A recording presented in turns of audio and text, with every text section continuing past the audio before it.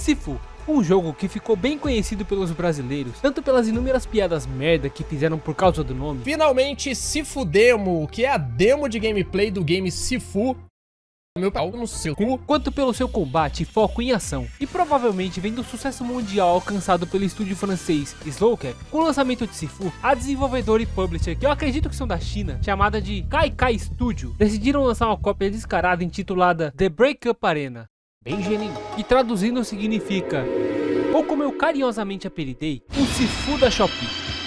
Eu conheci essa pérola quando acabei encontrando a página dele na Steam, e logo de cara, várias coisas já prenderam a minha atenção. Começando pela descrição, um jogo beat'em up, onde você confronta seus ex-amantes, misturando ação intensa com narrativa emocional profunda.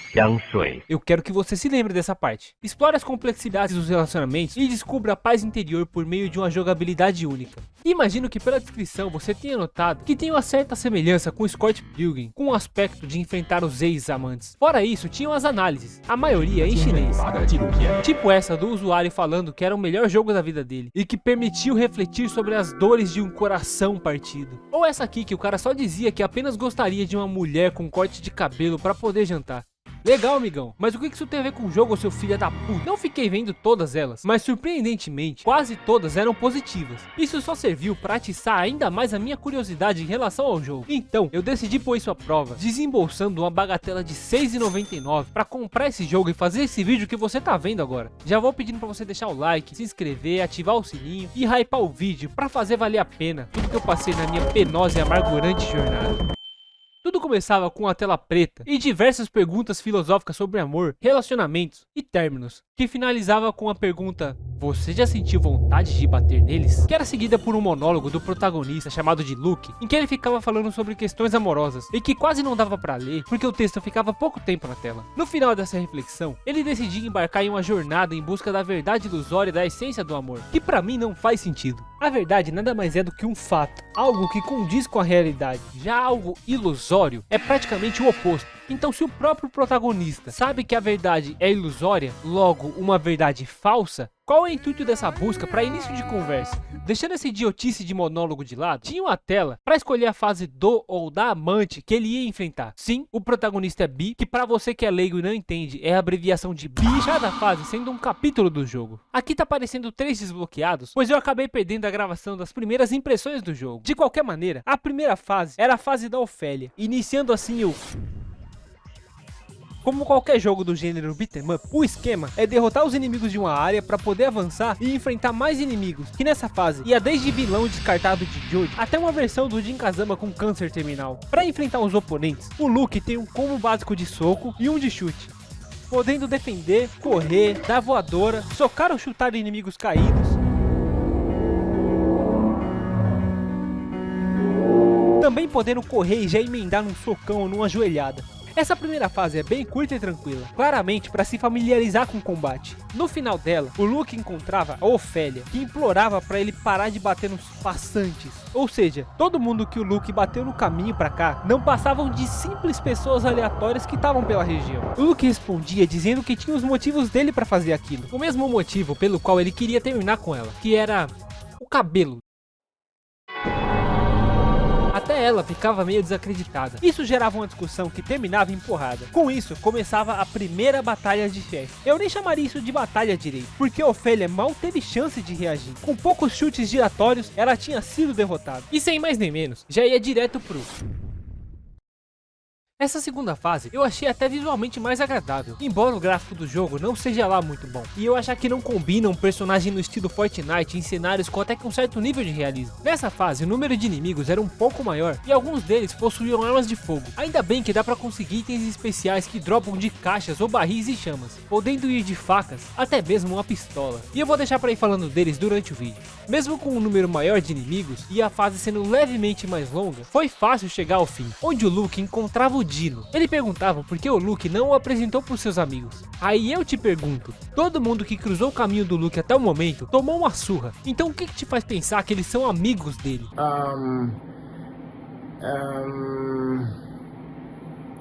Enfim, resumindo, o Luke tinha vergonha da fantasia de furry dele, e a resposta do Dino foi assumir sua identidade furry de uma vez por todas. O Luke falava, beleza irmão, faz o que quiser aí, e o Dino retrucava com, eu vou te queimar.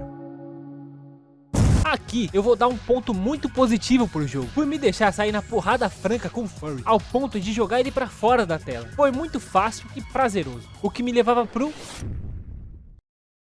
Ambientado no segundo pior cenário do jogo, um mapa de temática natalina, só que com background que parece uma versão inacabada. É muito feio e não combina com nada. Caralho, rimou. Dessa vez os adversários pareciam um pouco mais agressivos, podendo lançar bolas de neve. E falando de inimigos, eu queria apontar as aleatoriedades que são os visuais deles. Eu até entendo eles estarem na temática da fase, mas véi, por que tem uma líder de torcida e o Ed Sheeran gordo no meio deles?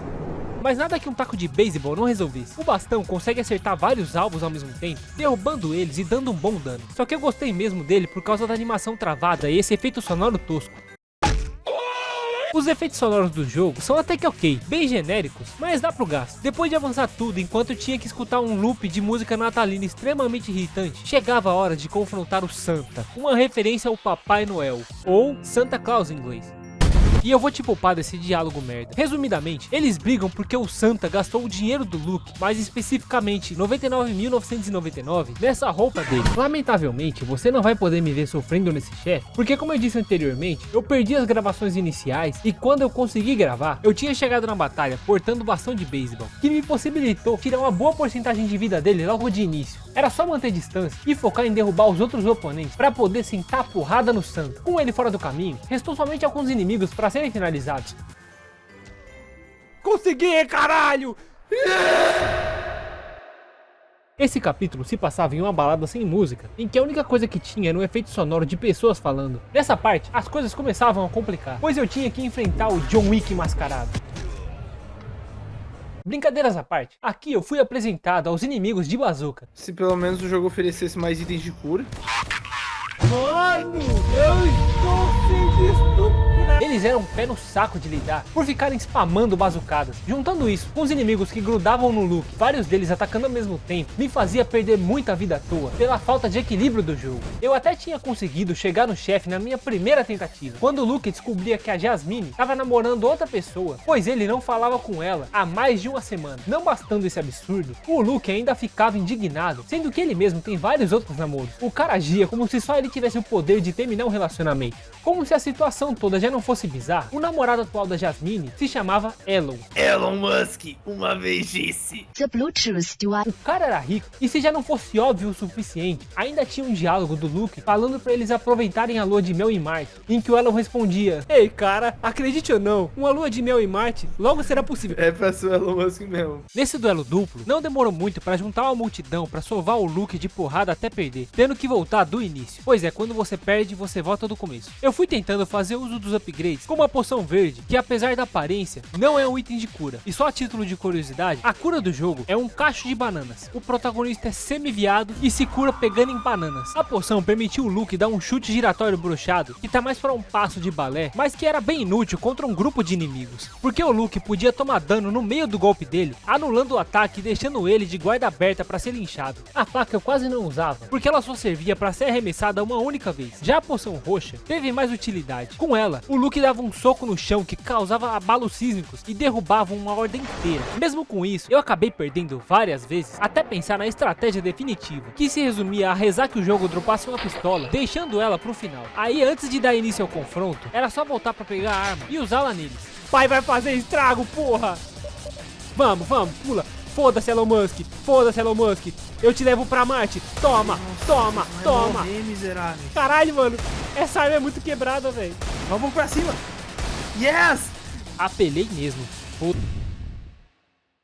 Daqui em diante, o jogo não tinha mais nenhuma novidade em questão de inimigos. A única coisa que mudava neles era a skin. Peraí, aquele ali é o Jorman Freeman? É o Kraut. De resto, é mais do mesmo. Por essa razão, vou tentar ser mais direto ao ponto. Eu também sofri um pouco aqui, mas não tanto quanto a fase anterior. Eu acredito que por ser uma fase com trechos mais estreitos, a quantidade de inimigos era menor. Inclusive, tem um momento específico que eu queria destacar, em que uma das tentativas, eu sem querer tinha acionado o diálogo com a chefe, ao mesmo tempo que enfrentava outros inimigos, o que fez com que eles me atacassem sem que eu pudesse reagir até o fim da conversa. Dessa vez, o alvo da fúria do Luke era Shirley. Ela o questionava sobre o Luke demorar pra respondê-la, e o Luke ficava dando desculpinha sobre estar ocupado e não estar dormindo direito. Até que ela metia um: "Você está querendo dizer que quer desistir? É porque não cresci em bairro chique?"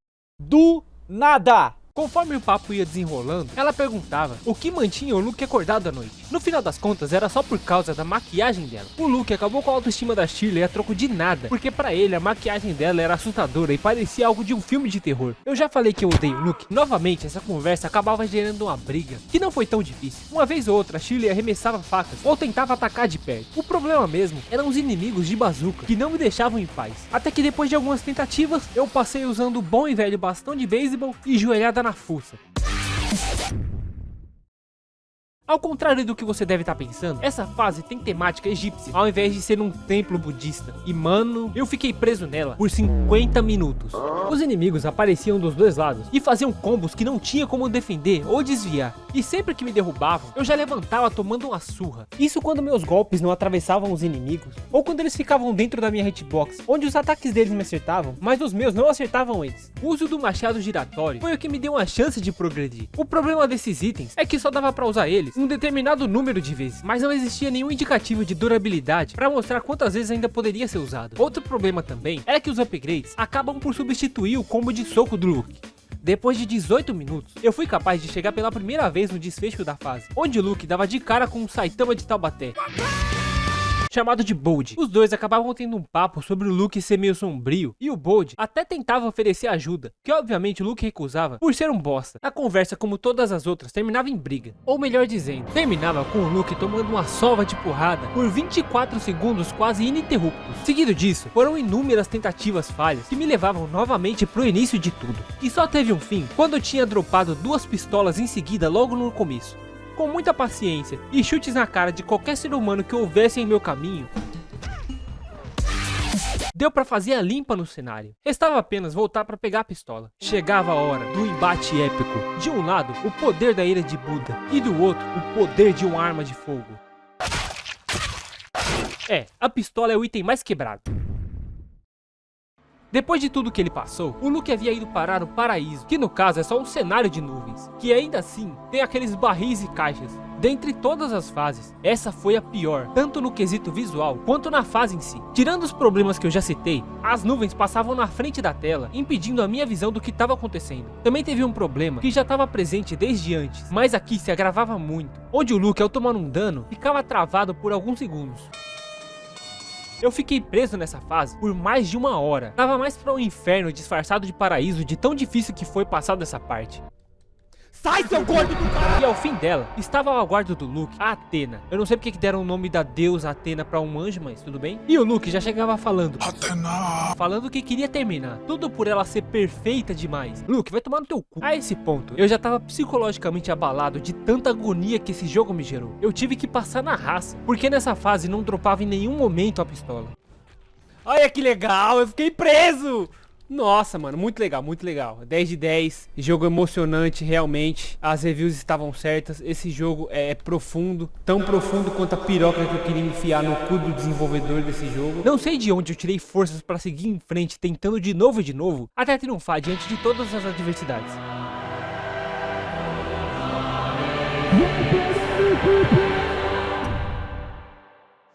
Eu já tinha chegado nesse capítulo sem esperança nenhuma, pronto para mais um corredor repleto de tudo de pior que a humanidade poderia proporcionar. E mais uma fase feita sem nenhum pingo de dedicação, que nem sequer música tinha. Só que, incrivelmente, não foi tão difícil quanto eu esperava. Eu só perdi apenas uma única vez no caminho, e logo na segunda tentativa, eu consegui chegar no fim com uma boa quantidade de vida e o meu bom e velho bastão de beisebol para me ajudar contra o Helmet, que inicialmente nem o Luke o reconhecia. Sim, sou eu. A magia me transformou, Luke. E depois do Luke ter respondido como um ateu adolescente, o Helmet ficava falando umas coisas estranhas sobre magia e sementes mágicas. Tanto que até o Luke chegou a falar que ele precisava de ajuda psiquiátrica. Disse o psicopata que saiu por aí batendo em todo mundo por motivos idiotas. Foi realmente um papo muito estranho e aleatório. Já o confronto em si foi muito fácil. Mal tinha dado tempo de aparecerem inimigos e o Helmet já tinha sido derrotado, faltando somente John Wick.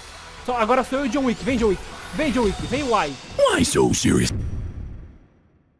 A penúltima fase não passava de um tipo de museu em que as exibições eram os ex-amantes do Luke. E tanto quanto a fase anterior, milagrosamente foi muito fácil. Cara, eu não tô acreditando que, tipo, as fases mais difíceis foram a 6 e a 7. Tipo, a 8 e a 9 vai ser tão fácil. 6, 7. Mano, vai tomar no teu cu. Usando a poção roxa, eu conseguia derrubar os inimigos e mantê-los longe ao mesmo tempo. Pra facilitar ainda mais, logo antes da batalha, eu tinha conseguido uma pistola. Armado e preparado pro confronto, o Luke se deparava com a figura escura diante dele, que se revelava ser o Shadow. E eu sinto o Shadow no meu cu. Se tratava da personificação do lado negro do protagonista. Essa sombra falava que não poderia ser derrotada, pois estava atrelada à alma do Luke, que não passava de uma mentira, pois apenas 3 tiros deram conta do recado. Após derrotar seu lado negro, aparecia uma tela preta, com o Luke de visual novo, para simbolizar uma nova vida, dizendo que precisava enfrentar um último oponente antes de seguir em frente.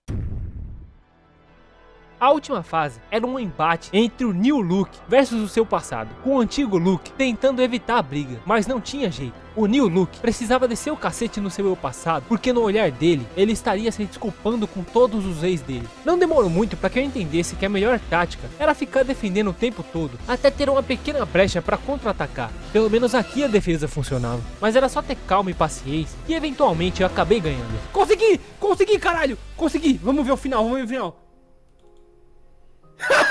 Tudo pra no final ter mais uma tela preta com esse bosta sorrindo, comemorando por ter conseguido alcançar a paz interior, que terminava com continua. É isso mesmo, o final dá a entender que teria uma continuação, que eu sinceramente espero que nunca aconteça. Que jogo zoado, personagens e diálogos ridiculamente mal feitos e superficiais, e história que não tem sentido. Eu não consigo colocar em palavras a raiva que eu fiquei do protagonista. Ele arruma briga com tudo e todos, por motivos absurdamente patéticos. No final faz a paz consigo mesmo, e fica por isso, como se anulassem todas as agressões gratuitas cometidas por ele. Não tem nada de narrativa emocional profunda. Uma poça d'água consegue ter mais profundidade que esse jogo inteiro. A dificuldade basicamente é definida pela quantidade de inimigos na tela, que gradativamente aumenta dentro das fases. Quanto mais eu progredia, mais notável ficava que a jogabilidade era completamente desbalanceada e injusta. Em resumo, é um jogo repetitivo, quebrado e irritante. Isso que você viu foi apenas uma fração de tudo errado com The Breakup Arena. Nem vale a pena perder mais do seu e do meu tempo falando dele, principalmente porque depois de tudo isso eu encontrei um outro jogo na Steam que é quase idêntico. Foi aí que eu descobri que na verdade The Breakup Arena foi feito usando um template de Unity. Inclusive o template parece bem mais bem feito. Não sei como conseguiram a proeza de pegar algo pronto e piorar em quase todos os aspectos. Jogabilidade única é a cabeça do meu pai. Eu até pediria reembolso depois dessa, mas como já dizia o velho provérbio chinês, sem reembolso, comprou porque quis. E também porque eu perdi mais de 5 horas nessa merda. Espero que pelo menos esse vídeo tenha te divertido. Se você viu até aqui, comente o que você achou. Deixa o like, compartilha, se inscreve, hype o vídeo, aquilo de sempre. Muito obrigado por vir até aqui e até o próximo vídeo.